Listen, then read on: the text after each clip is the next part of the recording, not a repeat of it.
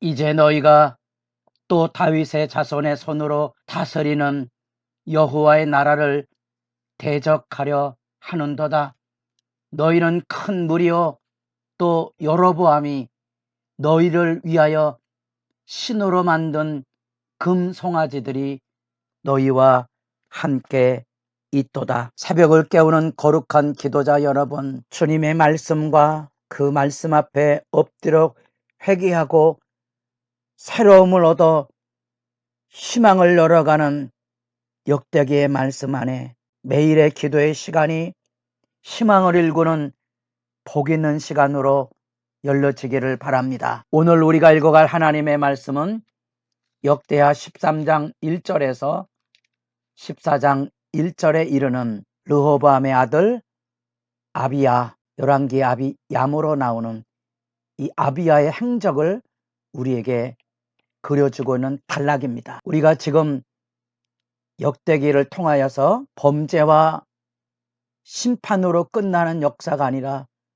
그 안에서 하나님이 일하셨던, 하나님 앞에 낮추고 겸비하여 회개하고 주를 찾으면 하는 그 시각을 가지고 이 역사의 교훈을 지금 찾아가고 있고, 그것은 르호보암 때에도 그 하나님 앞에 그가 겸비했다는 사실과 더불어 이 아비야 시대 안에도 하나님 앞에 엎드려서 하나님의 은혜를 구하는 그 겸비를 통하여 하나님의 승리를 경험한 사건을 우리가 읽어가게 될 것입니다. 그래서 우리는 역대하 10장에서 28장까지 이 하나님을 찾는 역사의 성찰을 가지게 되는데, 이 정직과 범죄 이 사이에 있었던 하나님 앞에서의 스스로 돌아섬, 회개와 은총의 중요성을 지금 우리가 읽어가고 있는 겁니다. 그런 점에서 범죄로 인하여 무너졌던 역사의 성찰 가운데 심판을 깨우는 것뿐 아니라 하나님 앞에 낮아진 믿음의 참회를 통한 긍휼, 또 하나님 앞에 기도를 통하여 승리하는 영광을 지금 우리가 읽어가고 있습니다.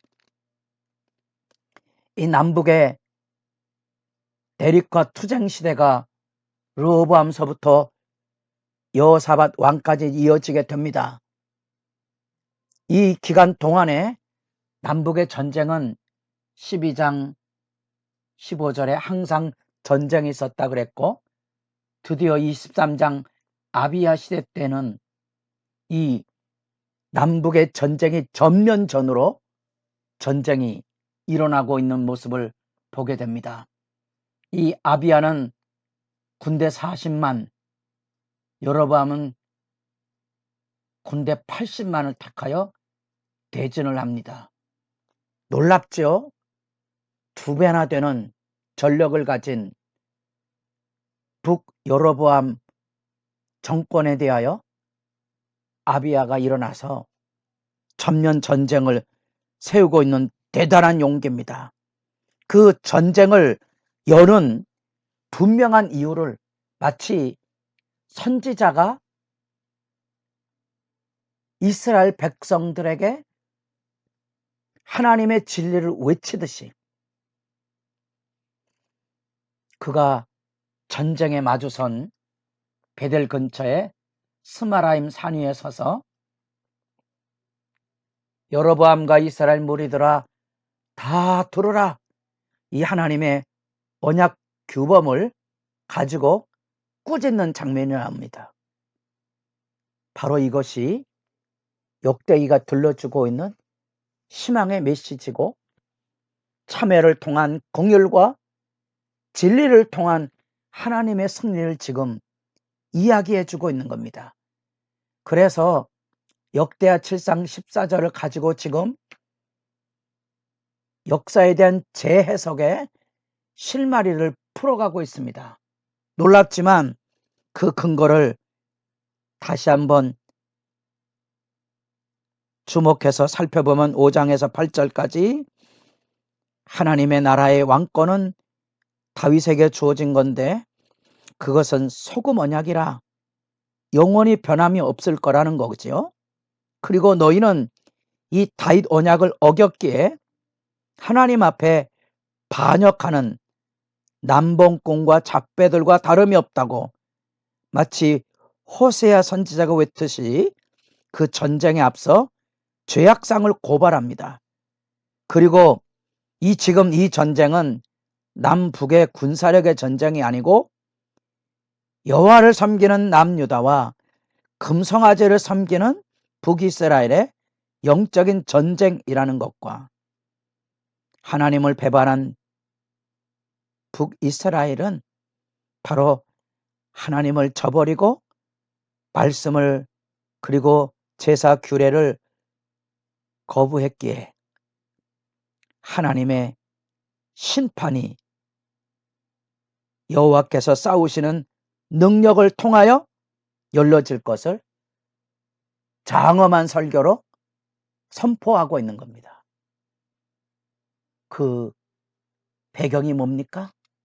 그 배경이 경건입니다. 주의 말씀에 담대히 서서 그 역사를 이루어가는 거죠. 이 전쟁은 정복전쟁도 아니고 권력 싸움도 아니고 하나님의 말씀을 가지고 악의 정권에 대한 심판을 선포하는 의미로서 스마야가 일어나서 외치고 있는 거죠. 그리고 그 외침의 기반은 북이스라엘 나라가 여로보암이 이제 성경의 규례에 따라 레위이 아닌 제사장을 얼마든지 돈 주고 세우고 금송아지를 베델과 단에다 세우고 절기도 한 달씩 늦추어서 자기들만의 거짓 종교 체제를 가지고 있는 것을 고발하고 있는 거죠. 그리고 그 싸움에 참여하게 됩니다. 상식적으로 40만과 80만의 전쟁이 가능하겠습니까마는 14절 유다 사람이 뒤를 돌아보고 자기 앞뒤에 적병으로 말미암아 여호와께 부르짖고 제사장들은 나팔을 부니라. 유다 사람이 소리 지를 때 하나님이 여로보암과 온 이스라엘을 아비야와 유다 앞에서 치심해. 여기 중요한 구약에 신앙의 언어가 있습니다. 여호와께 부르짖는 말, 이 부르짖는다는 말, 하나님께 부르짖음, 그리고 하나님께서 치셨다 하는 이 중요한 용례입니다. 이것은 하나님께서 심판하시는 권능에 대한 표현입니다. 그것은 마치 출애굽기 8장에 재앙으로 애굽을 치는 것처럼 여기 하나님께서 북이스라엘 죄악에 대하여 하나님의 징벌, 아비야의 그 백성의 부르짖음에 대한 하나님의 응답이 거기 열려져 있는 거지. 그 승리가